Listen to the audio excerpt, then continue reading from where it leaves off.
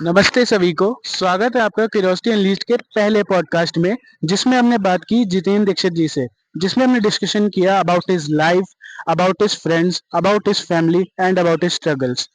So I hope that आपको ये podcast पसंद आए। तो चलिए शुरू। ठीक। नमस्कार सभी को। आज हम बात करेंगे सबसे प्यारे जितेंद्र दीक्षित जी से, जो कि उत्तर प्रदेश के one of the biggest businessman में आते हैं। जितेंद्र दीक्षित जी, कैसा लग रहा है आपको आज क्यूरियोसिटी अनलीस्ट के पहले पॉडकास्ट पे आके? मुझे बहुत अच्छा लग रहा है। एक बहुत अच्छा एक्सपीरियंस हमें मिलने वाला है।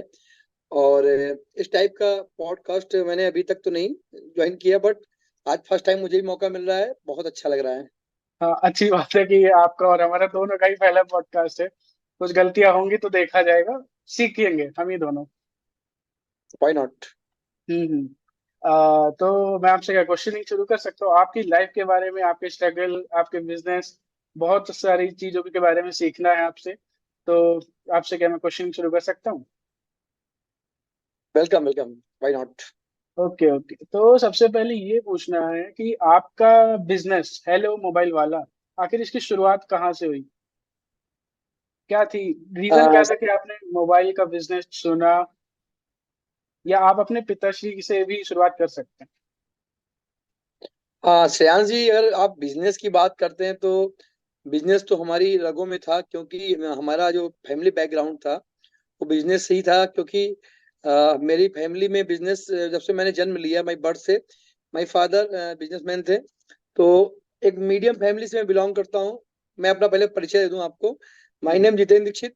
मैं उन्नाव डिस्ट्रिक्ट से बिलोंग करता हूँ, जो कि यूपी में है। और ये डिस्ट्रिक्ट कानपुर और लखनऊ के बीच में है। और मैं एक मध्यम फैमिली से बिलोंग करता हूँ।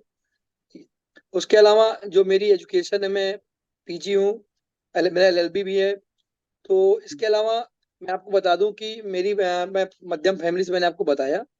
हम्म। इसके अलावा बिजनेस की बात आप श्रेयांश जी कर रहे थे, तो बिजनेस तो मेरी रगों, मेरे मेरे ब्लड में है। क्योंकि मेरा फैमिली बैकग्राउंड बिजनेस का ही रहा है। मेरे फादर बिजनेसमैन रहे हैं। वो आज इस दुनिया में नहीं है हमारे साथ में। मैंने उनसे बहुत कुछ सीखा है। और जहां तक मैं बताऊं बिजनेस के बारे में, तो मैं बहुत छोटा था। मेरी उम्र रही होगी 5 साल। तो मैं अपने शॉप पर कभी कभी फादर के साथ या किसी के साथ मैं अपनी शॉप पे आया करता था। तो तो पापा का अपने बिजनेस क्या पिता, था? मेरे फादर का बिजनेस, मैं आपको क्लियर कर दूं, मैंने अभी नहीं बताया आपको। तंबाकू पान मसाले का होता था, जर्दा भंडार जिसको बोलते हैं आजकल। अ, मैं अपनी भाषा में बोलूँ तो गुटखा पान मसाला, जो कि हम्म। बहुत अच्छी चीज नहीं है। यंगर्स को इस तरफ नहीं जाना चाहिए। बट हमारा फैमिली बिजनेस था पान मसाले का। उस टाइम गुटखा नहीं चलता था। अब तो मैं बिजनेस ये पूर्णतः बंद कर चुका हूँ। और मैंने अपनी इंडस्ट्री चेंज कर ली है। और उस समय मैं बता रहा था आपको कि मैं पहले ओवरऑल इस इंडस्ट्री में कैसे आया, मोबाइल इंडस्ट्री में, और मेरा बैकग्राउंड क्या था।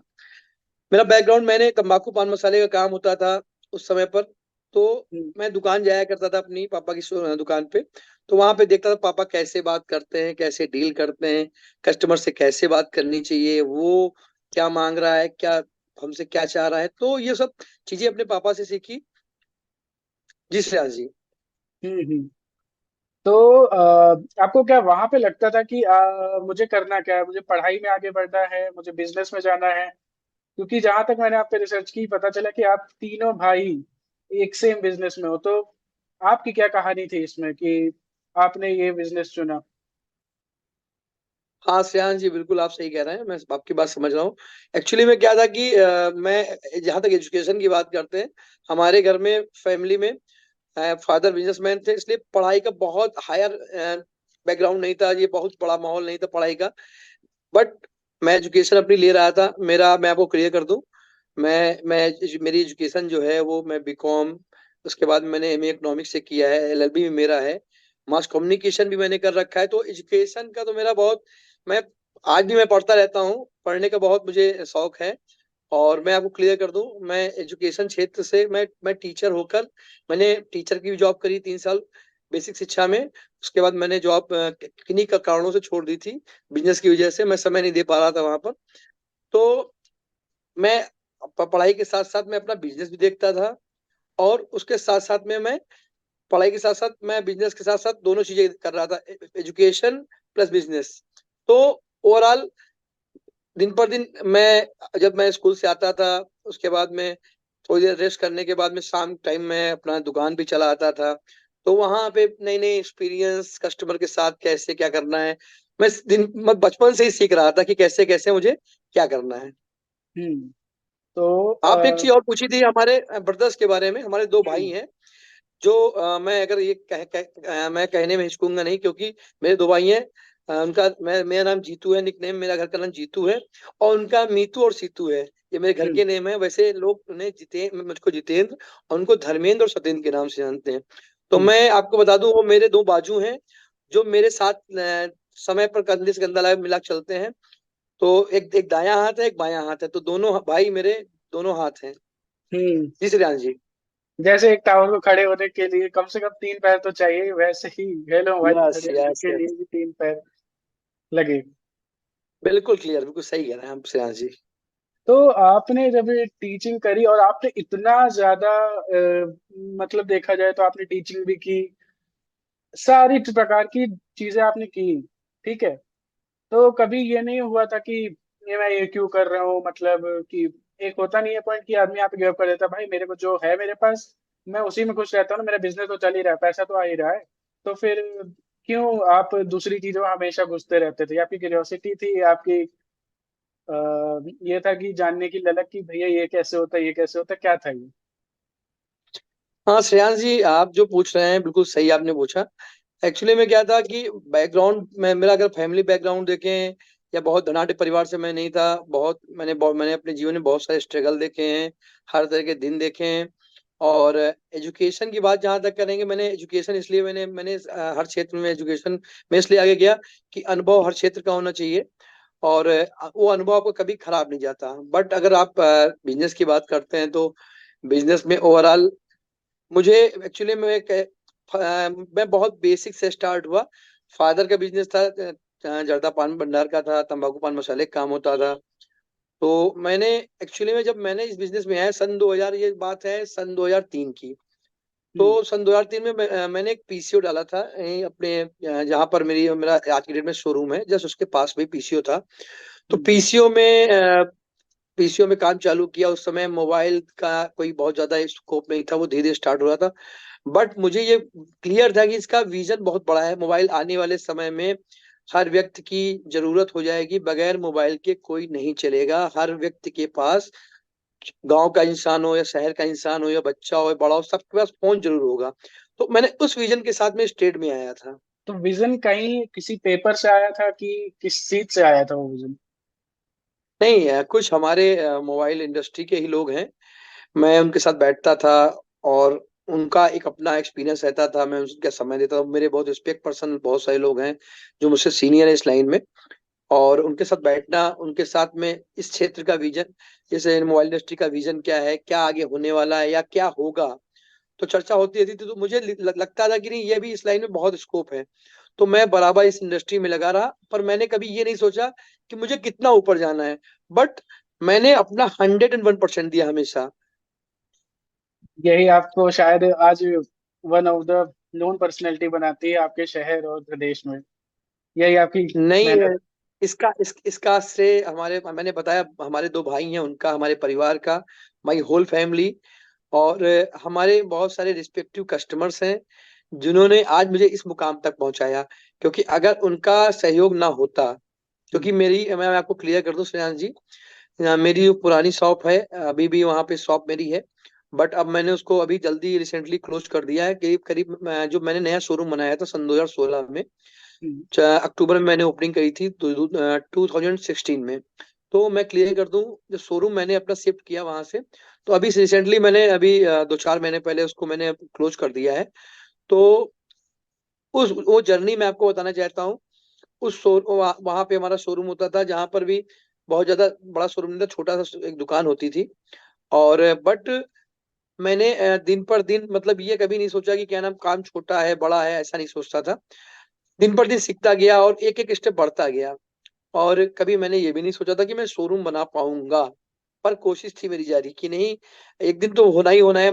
मैं अपनी मेहनत पे कभी कमी नहीं रखता था कि नहीं मुझे करना है। मैं डेली अपना, जैसे 24 आवर होते हैं पूरे 24 घंटे में, ठीक है, तो उसमें मैं कोशिश करता था कि मैं 16 घंटे, 17 घंटे, 18 घंटे मुझे मेहनत करनी है, मुझे करना है। तो मैं कभी ये नहीं सोचता था कि नहीं अभी नींद नहीं पूरी हुई है, अभी अभी नहीं, अभी रात में मैं तो 2 बजे आया था, शायद मुझे, या मैं 3 बजे आया हूँ लौट के, तो मुझे क्या नाम है, अब मैं 10 बजे तक सोऊंगा, ऐसा नहीं होगा। मेरी आंखें कभी सू जाती थी, कभी कभी नींद नहीं पूरी होती थी, बट नहीं, मुझे अपने काम के लिए अपने समय से उठना है। मुझे, मैं 6 बजे उठ जाता था फिर। तो अब किसी भी आप तो, मेरे पीछे मेरा मेरा स्ट्रगल बहुत रहा है, स्ट्रगल रहा है, स्ट्रगल किया है मैंने। और स्ट्रगल के साथ साथ मैंने आपको बताया कि मेरी होल फैमिली का बहुत सहयोग रहता है। और मेरे भाई आपको मैं बता ही चुका हूँ, और हमारे वो सम्मानित ग्राहक जिनके बगैर मैं आज यहाँ पर नहीं पहुंच सकता था। तो मैं बहुत ही रिस्पेक्टली उनका मैं थैंक्स बोलूंगा। हमारे सम्मानित ग्राहक हैं। Thank you. जी से से आगे। हाँ, तो अगला क्वेश्चन मैं आपसे ये पूछना चाहूंगा, आप के लिए ये मोटिवेटिंग फैक्टर क्या था? मतलब एक पर्पस होता है, एक चीज होती है जिसकी वजह से हम ये कर रहे होते हैं कि फाइनल रिजल्ट ये आएगा, या मुझे, आजकल के बच्चों का ये होता है कि जैसे मुझे ये मम्मी के लिए करना है, मुझे ये पापा के लिए करना है। आपका क्या था? क्योंकि आप भी 18 घंटे 17 घंटे काम करना छोटी बात नहीं होती। तो वो क्या क्या था आपके पीछे, पॉइंट क्या था आपकी मोटिवेशन का? हाँ श्रेयांश जी, ये आपकी बात बहुत अच्छा क्वेश्चन है कि अब क्या मोटिवेशन था, किस वजह से आप ये आगे इस जर्नी में आगे बढ़ रहे थे। मैं आपको बता दूं, मैं मेरी मेरी मेरी फैमिली में पता है, मीडियम मीडियम मीडियम फैमिली से मैं बिलोंग करता था। और बहुत सारे स्ट्रगल रहे मेरे जीवन में, मैं पहले भी बता चुका हूँ आपको। तो मैं लोगों को देखता था, लोगों की लग्जरी लाइफ होती थी, लोग कार से चल रहे हैं, उनके के बड़े बड़े बड़े शौक हैं, अपना अपनी लाइफ उनकी है, प्रीमियम क्वालिटी की लाइफ अपना। तो मैंने उनको देखा। तो पर मेरा ऐसा कोई शौक नहीं था कि मुझे जाके क्लब जाना है या अपना बाहर जाना है, घूमना है, इस टाइप की। मैं देखता था लोगों के पास कार है, मेरे पास कार उस टाइम में पे पापा के पास एक कार होती थी, शायद मुझे याद आ रहा। पहले एम्बेसडर कार चलती थी पापा के, हाँ, हाँ, पर मेरे हाँ। पापा बहुत शौकीन थे सब चीजों के। एम्बेसडर कार होती थी। उसके बाद भी पापा ने वैन कार एक खरीदी। तो तो ये सब भी, ऐसा नहीं मेरे घर पे ये सब चीजें भी नहीं है। मीडियम फैमिली से बिलोंग करता रहा हूँ, आपको बताया मैंने। तो आपने जो चीज पूछी, तो एक्चुअली में मोटिवेशन हमारा जो रहा शुरुआत से, वो इस चीज पे रहा कि मैं ये सोच रहा था कि मुझे बहुत आगे जाना है। और बहुत सारे लोगों से मिलता था, बैठता था, नई नई चीजों पर चर्चा करता था। और मैं आपको बता दूं श्रेयांश जी की, मुझे हर वर्ग के लोगों के साथ बैठना, मैं अपने छोटे से भी मोटिवेशन लेता हूँ, मैं अपने सीनियर से मोटिवेशन लेता हूँ। और समय के साथ लोगों हम्म। को क्या रिक्वायरमेंट है, हमारे जो सामने व्यक्ति है या कोई हमारा कस्टमर आ रहा है, वो क्या उसको रिक्वायरमेंट है, उसको क्या रिक्वायर्ड है, उस पे काम करता था। उसके सेटिस्फेक्शन पे काम किया मैंने। और हम्म। अगर उसका सेटिस्फेक्शन नहीं हो रहा है तो मैंने उससे बात करी कि क्यों, क्या दिक्कत आ रही है। अगर मैं सेटिस्फेक्शन नहीं दे पाता था तो फिर उसको नेक्स्ट डे मैं उस पर काम करता था कि नहीं, इस पे अगर मैं कहीं कमी है तो उस पर भी काम किया मैंने। This is what we need in today's world, मतलब इनोवेशन। क्योंकि आज एक दिन के अंदर कैसे क्या चेंज आ जाए किसी को नहीं पता है। टेक्नोलॉजी एज के साथ यही एक प्रॉब्लम और एक अच्छाई दोनों कह सकते हैं। तो अगर आप इस पे वर्क जी। कर रहे हैं तो your business will flourish more and more. तो अगर हम यस यस। वापस क्वेश्चन पे आए तो मैं ये पूछना चाहूंगा, आपने पापा को मेंशन किया, तो अपने पापा के बारे में बताना चाहेंगे? यस, मैं आपको क्लियर कर दूं, माय फादर लेट एस के दीक्षित। और मैंने बताया आपको कि बिजनेस हमारी रगों में बहता था। और बचपन से ही मैं उस माहौल में रहा हूँ। और पिताजी से तो मैंने बहुत कुछ सीखा है। और बराबर उन स्ट्रगल स्ट्रगल डेज में, क्योंकि घर में कमाने वाले पिताजी जी होते थे, और बीच बीच में बहुत सारी समस्याएं भी आई। मतलब आपको मैं बता सकता हूँ कि मुझे से याद आ रहा है, सन 1900, शायद 1996 रहा होगा या 94 की बात है। मेरा एक्सीडेंट भी हुआ था, तो मेरे मेरे गले में करीब 27 से 28 स्टिचेस लगे हुए हैं। मेरी कार एक्सीडेंट हो गया था मेरा, उस टाइम पे पापा अभी भी भी? बहुत बीमार चल रहे थे। अभी भी हाँ लगे हैं? जी। अभी भी लगे हैं? हाँ यस यस, 27 से 28 टाके मेरे हैं गर्दन पे। तो मतलब उस समय पे बहुत पापा की भी तबीयत खराब चली, उनका भी ऑपरेशन हुआ था। तो वो भी समय देखा है। घर की हर तरह की स्थितियां सबके घरों में होती हैं, मेरे यहाँ भी रही हैं। वो स्ट्रगल डेज रहे हैं। और पर पिताजी ने भी कभी किसी इस तरह के माहौल से कभी वो डिमोटिवेट नहीं है उन्होंने कभी, या कभी हम लोगों को हमेशा पीछे से धक्का लगाने का काम किया है उन्होंने, पीछे से कि नहीं ये करो, कोई दिक्कत नहीं, मैं तुम्हारे साथ हूँ, क्या जरूरत है तुम्हें। तो जब हम लोग ये इस मोबाइल लाइन पे आए तो उन्होंने देखा कि यार चलो ठीक है बच्चे, मैं आपको बता दूं, मैंने बताया आपको सबसे पहले मैं पीसीओ का काम करता था हम्म। 2003 में। उस समय पीसीओ की बड़ी डिमांड होती थी, लोग पीसीओ की तरफ भागते थे। और हमारे यहाँ पीसीओ में मॉर्निंग में खुलता था 7 बजे और रात के 10 बजे, मतलब 15 घंटे खुलता था। और लगभग लगभग हर समय भीड़ रहती थी, लोग कतारबद्ध लोग बैठते थे कि मेरा नंबर कब आएगा। तो उसके साथ साथ धीरे धीरे इंडस्ट्री चेंज हुई, पीसीओ से लोग फोन आने लगे हैं। सबसे पहले रिलायंस कंपनी का फोन आता था, तो आपको याद होगा 501 रुपए जमा करके फोन मिल जाता था लोगों को। तो एक वो भी समय था। उसके बाद में धीरे धीरे इंडस्ट्री चेंज होती गई, 2G से वो 3G पे गई, 3G से 4G पे गई। अब इंडस्ट्री जो है आपकी 4G से 5G पे मूव हो रही है, अभी पूरी तरीके से मूव नहीं हो पाई है। उस पे भी गवर्नमेंट काम कर रही है, कंपनियां काम कर रही हैं। तो पापा का तो मोटिवेशन हमेशा रहा हमारे साथ में, और पापा ने हमेशा बहुत हेल्प करी मेरी, हम लोगों की। पापा को सन 2003 में हमारे कैंसर हो गया था। तो उसके बाद में कैंसर SGPGI में कैंसर का इलाज कराया गया, जिसमें हमारे लखनऊ बहनोई वाली। हैं। हाँ, लखनऊ में हम्म। पीजी SGPGI लखनऊ, तो वहाँ पे हमारे बहनोई साहब रहते हैं, RS शुक्ला जी। तो उनका बड़ा सहयोग रहा। जब मैं उस टाइम मेरी एज बहुत ज्यादा नहीं होती थी, मेरी एज शायद 19 या 20 साल रही होगी। तो उनका बड़ा सहयोग रहता था, क्योंकि मुझे भी वहाँ के बारे में बहुत ज्यादा नॉलेज नहीं थी कि कैसे क्या करना है। तो उनका हम्म। बहुत सहयोग रहा। और कैसे ट्रीटमेंट करवाना है, क्या करवाना है पापा का इसमें कैंसर का, तो वहाँ पे सारी जांचें करवाना। तो बहनों साहब हमारे जी जी लखनऊ लखनऊ में ही रहते हैं, क्योंकि तो उन्होंने बहुत सहयोग किया हमारा समय समय पे हम लोगों का। तो पूरा वो करना, दीदी और हमारी दीदी जी का भी बहुत प्रॉपर हमेशा ख्याल रखना सबका। तो कहीं ना कहीं उस जर्नी में उस समय बहुत स्थितियां खराब थी, पापा का कैंसर हो गया था, व्यापार सब बंद चल रहा था, करीब 2-3 महीने वहां पे पापा एडमिट रहे। तो उस समय भी बहुत स्थितियां गड़बड़ हुई। फिर उसके बाद में पापा सही हो गए हैं, ईश्वर की कृपा से, श्यामा बाग कृपा से। तो उसके बाद में फिर सन 2015 में कैंसर के फिर से दोबारा पापा को सिम्टम्स मिले। तो फिर जांच कराई गई तो मालूम पड़ा कैंसर का दोबारा फिर उस अटैक है, वही वही सिम्टम्स फिर से हैं। फिर 3 साल पापा का इलाज चला SGPGI और मेडिकल कॉलेज से। सन हम्म। 2018 2 मई को पिताजी हमारे नहीं रहे। तो हमेशा उनका आशीर्वाद आज भी हमारे साथ रहता है। और मैं जब भी आज भी मैं उनको याद करता हूँ तो मेरी आंखें नम हो जाती हैं, मैं बता नहीं सकता हूँ। हम्म।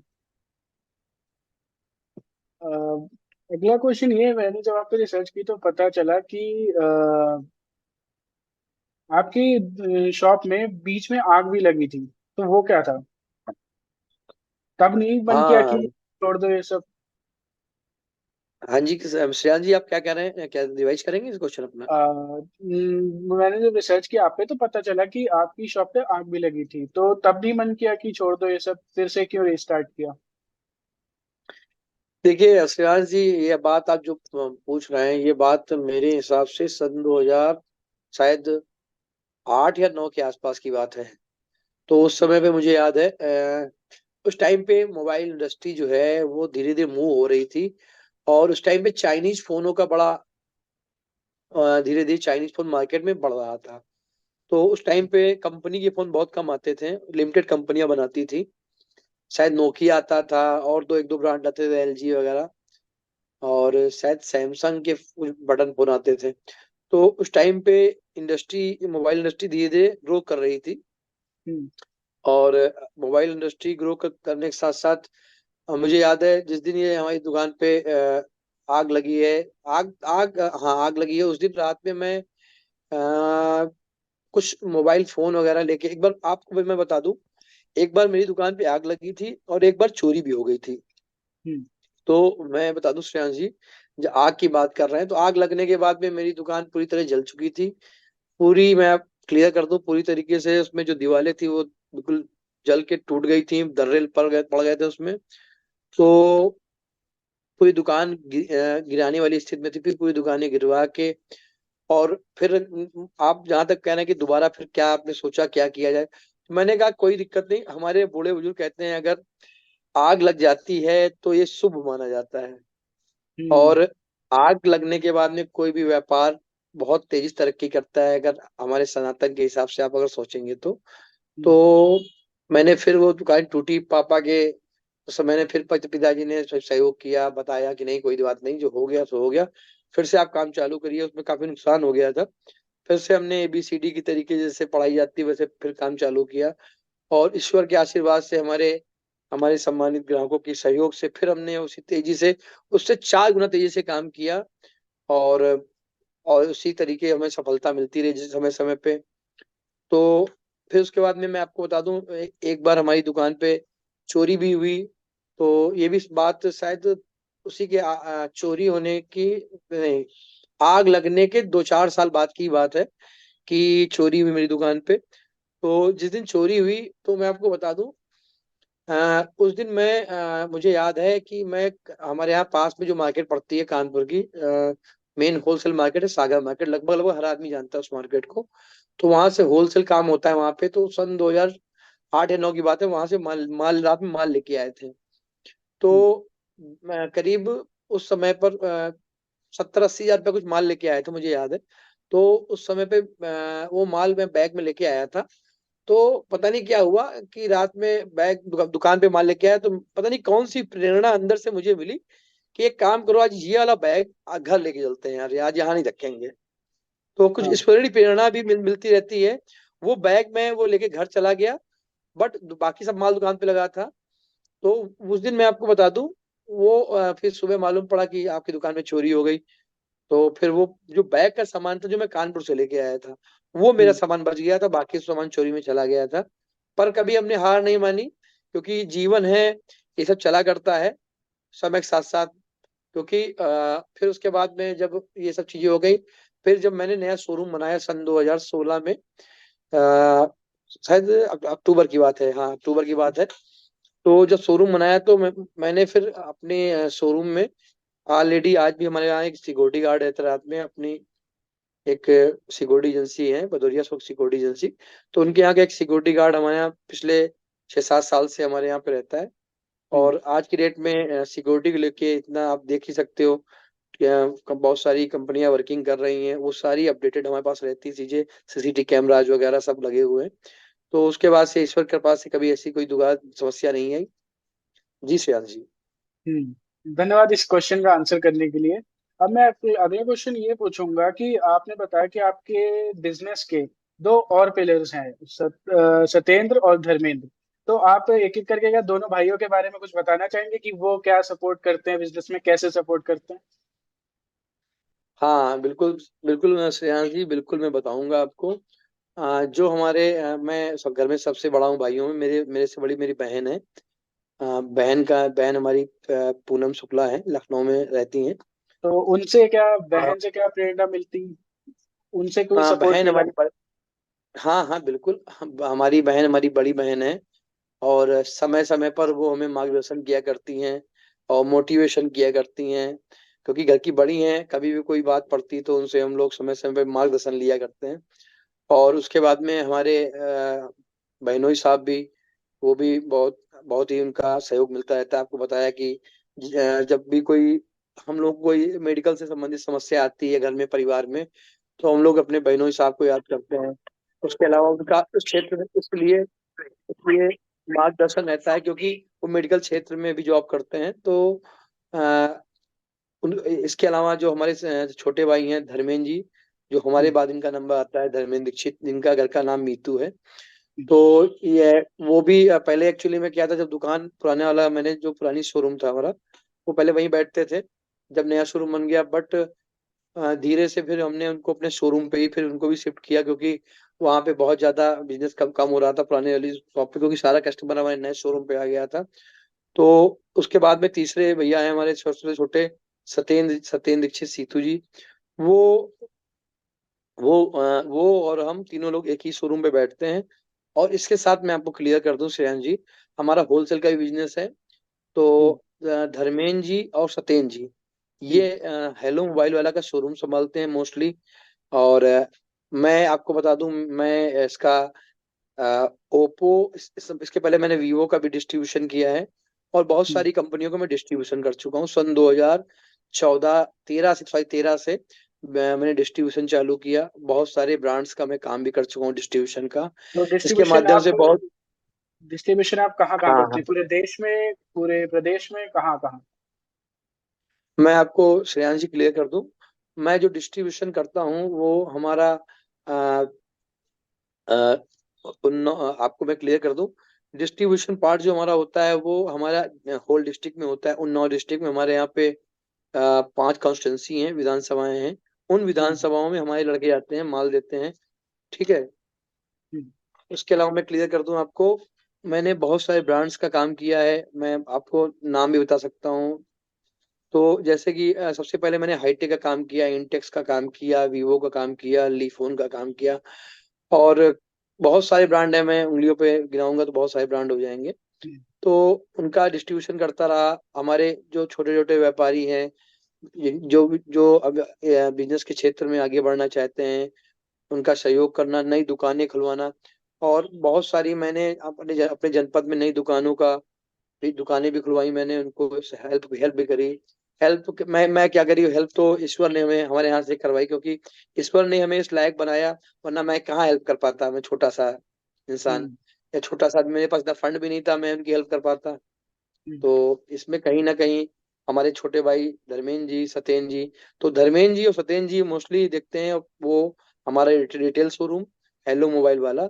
और मैं बाहर के काम निपटाता हूँ सारे, होलसेल के या अन्य काम कोई भी होते हैं तो मैं वो देखता हूँ। Okay, thank you. अब नेक्स्ट क्वेश्चन ये है कि आप अपने स्ट्रगल डेज के बारे में कुछ बता सकते हैं? Can you talk about your struggle days? Struggle days की अगर हम जैसे श्रेयांश कि जी बात मैंने अगर करेंगे। अभी जब पता किया तो पता चला कि आपको बाइक से बहुत सारा सामान लाद के लाना पड़ता था, कि आपको खुद भी मतलब खुद बैठने की जगह नहीं है लेकिन आप उठा उठा के ला रहे हो, और 100 100 किलोमीटर ट्रेवल करना। बिल्कुल, आप बिल्कुल श्रेयांश जी, आप जो बात कर रहे हैं, आपकी जानकारियां हैं, बिल्कुल आपने जहां से भी जानकारी ली है, आपके सूत्र बिल्कुल सही बता रहे हैं। श्रेयांश जी अगर बताएंगे स्ट्रगल डेज की, तो ये बात आप जो बता रहे हैं मुझे याद आ रहा है। सन 2008 9 10 11 उन दिनों की बात कर रहे हैं, जब हमारे पास ब्लैक कलर की गाड़ी होती थी, बजाज की 115 करके, मुझे याद आ रहा है। तो वो बाइक में, उसी उसी बाइक से मैं कानपुर जाना, लखनऊ जाना माल लेने के लिए। तो मुझे याद है उसी बाइक से माल लाना भी होता था। और मुझे याद है उन्नाव से कानपुर के बीच की रोड बहुत खराब होती थी, बट अब हम्म। बहुत अच्छी हो गई है वो रोड। तो उस समय पे रात में माल लेके आना, बहुत ठंडियों के मौसम में बहुत जल्दी कोहरा हो जाता था। तो उस समय माल, कभी कभी इतना माल हो जाता था, मुझे याद है कि गाड़ी की आगे रख लेता था मैं स्टॉक को, और मुझे आगे भी दिखता भी नहीं था। तो कभी कभी घर वाले कहते थे कि ये सब क्यों ऐसे करते हो। तो ऐसी भी कभी कभी मैंने किया है, बहुत स्ट्रगल किया है। चारों तरफ माल लाद के पूरी गाड़ी को, अगर अपनी भाषा में कहें तो लोडर बना के उसको लेके आते थे। पर हर चीज का एक समय होता है, समय के साथ साथ बदलाव हुआ। और सन 2011 में मैंने वैगन आर कार खरीदी, मुझे याद है। हम्म। फिर उसके बाद से फिर बाइक का काम कम हो गया, क्योंकि कार से मैं जाता था, क्योंकि हम्म। कार में माल ज्यादा आ जाता था थोड़ा सा, और सुरक्षित रहता था माल। तो पर धीरे धीरे इसी तरह का बदलाव होता रहा। जी श्रेयांश हम्म। जी। ओके, तो अब ये पूछना है कि सक्सेस का ग्राफ आपका धीरे धीरे बढ़ रहा था, तो उस समय घर का माहौल कैसा था? श्रेयांश जी, अगर सक्सेस का ग्राफ, आप जो बात बोल रहे हैं कि ग्राफ बढ़ रहा था, घर का माहौल कैसा था, देखिए आपको मैं बता दूं श्रेयांश जी, सक्सेस मुझे मिलती रही। और सक्सेस के पीछे हमारे, बताया आपको मैंने पहले भी, हमारे दोनों भाई, हमारा परिवार और हमारे सम्मानित ग्राहक। तो घर का माहौल हमारे वैसे ही रहा। क्योंकि हम लोग कभी भी बहुत ज्यादा दिखावे में नहीं रहे, बेसिक रहे, और जमीन से जुड़े रहे, पैर हमेशा जमीन पे रखे अपने। क्योंकि मैंने देखा है आजकल थोड़ा सा सक्सेस के बाद लोग अपना लाइफ स्टाइल चेंज कर लेते हैं, लोगों से दूर हम्म। हो जाते हैं, अपने को सेपरेट सेपरेट कर लेते हैं। तो मैंने कभी ऐसा नहीं किया। और जब सक्सेस बढ़ी तो धीरे धीरे मैंने समाज के लिए भी काम किया, बहुत सारे एनजीओ में मैं भी काम करता हूँ Till जो this point, if you got any learnings, please comment it. Second part will come soon. Thank you.